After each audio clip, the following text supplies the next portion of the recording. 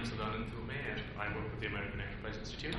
It's a great pleasure to be here today, where your organization sees itself naturally fitting into any one of or two of those pillars, and where you think there is the greatest scope for Indo-US cooperation. So why don't we start with Mr. Singh right in part one. Let me just briefly tell you about World Bank Group involvement in ICT sector. You know, basically, like, the agenda of this session is technology for inclusive growth.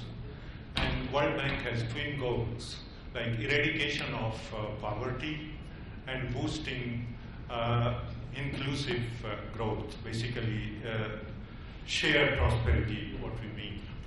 World Bank every year comes out with a flagship report, which is called World Development Report. And 2016 World Development Report will be for Internet for Development.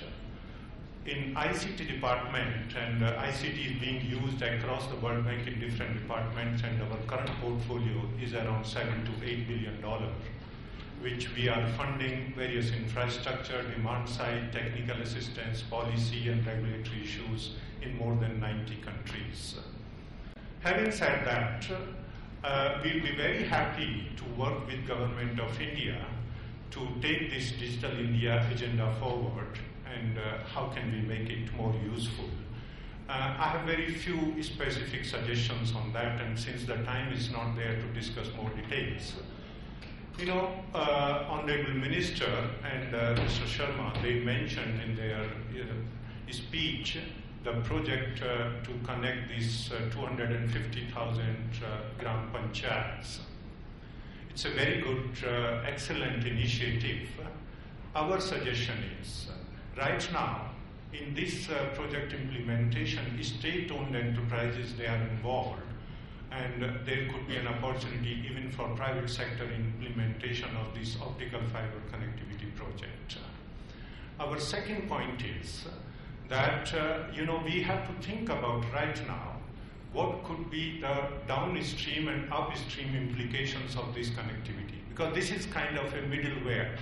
We have to see how to go below Gram Panchayat, both in demand side as well as supply side, and we also have to see how do we connect it with the block headquarter, district headquarter, state, and then central capital.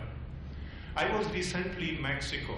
We are working with Mexico government and telecom regulator, and Mexico is having similar plan to connect all their villages with about 2,500 population with optical fiber. And one very interesting thing which is linked to, like, Prime Minister's agenda of talent, and which is in plenty in India. What we observed there, we were collaborating with the technical university, and one student, he came out with a very brilliant idea. Using an algorithm he developed, that how can we take into account whatever is existing optical fiber system in country, and how can we minimize the distance to cover these villages. And the whole thing was not at all very expensive, and World Bank, we funded that kind of activity. My second point is on spectrum management. You know, all these things, 900 million phones and this thing, it's a great achievement. But on policy side, you know, it's a kind of exponential problem what we are having now in India, and we can't solve it with linear solutions. Spectrum management is one area where real leapfrogging is required, otherwise we will find that there will be a lot of choking in the whole network from end to end. My third point, which is already mentioned, is on open data, which no one can deny here has tremendous potential, and if we can work together on that area. And finally, using the combination of this connectivity, sensor technology, and data analytics, if we can offer these services through these young entrepreneurs to citizens and to businesses, I think this will be a tremendous potential which we can try to achieve together with Government of India. Thank you. Thank you for those very concise comments. So that's the view of how the World Bank would sort of best engage with the 9 pillars. Jason Olson, where does this fit in for AT&T? AT&T is an operator in India. We provide a lot of data connectivity to global clients in the world, around the world, and into India. I think where I see that we can best kind of assist with these 9 pillars is we're a global technology company, so we operate everywhere, 200 plus countries, and with that brings a lot of scale and experience. So implementing healthcare solutions isn't anything new to AT&T. We do that here in the U.S. and we do it in other parts of the world. Our data analytics platform, there's enormous opportunity for us to engage with the government of India on that issue. And I think from an inclusive growth standpoint, AT&T has done quite a bit in education and in the disability space. So we've used our Internet of Things platform to assist with people who suffer from disabilities. We call it Digital Life. There's many ways we can assist with the growth of India, and we certainly look forward to doing that in the future. But it could actually go to Utkarsh first and then go to Manpreet because it's sort of in terms of order. So why don't we go from AT&T to Microsoft and give us sort of another private sector perspective on this? Sure. I think just taking off from what Dr. Sharma and Dr. Kumar said, there are 2 critical things that Microsoft would like to focus on, and I think they fit naturally into our scheme of things. First, which is the identity as a service. So, as it was talked about earlier, there are 750 unique identification cards that have been distributed and that have been growing at an alarming pace. Imagine a national cloud with data collection, data analysis capability, combined with machine learning. So there you can have applicability in education, healthcare, and what you're enabling is that identity by itself is meaningless, but identity linked to a service which could have a social impact in various fields could be something that could be looked at. And the second point is just taking off from what you said, was having remote classrooms. But something like a MOOC, which is a massively open online course, is not likely to work in India because of linguistic challenges and many other challenges. So if you look at the education problem, so we propose something called the Massively Empowered Classrooms, which is an online remote classroom, customized according to languages, the various languages that exist in India, coupled with a productivity platform, where you have teachers, students, educators, subject experts, people who are dealing with skilling industry particularly, come together on the same platform.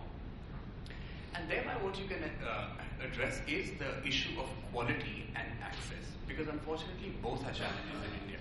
And we strongly believe that just having an online education is a necessity but far from sufficient condition. We'd like to complement it with something that enhances productivity and essentially make sure that students learn. I know we don't have too much time, but if you just look at broadly the Right to Education Act. So Right to Education Act essentially believes, in crisper words, they focus more on infrastructural needs. They do not focus on learning. And customized learning is what can take education to the next level, both at the school level and at college and in the skilling industry as well. So we'd like to make this particular system more intelligent.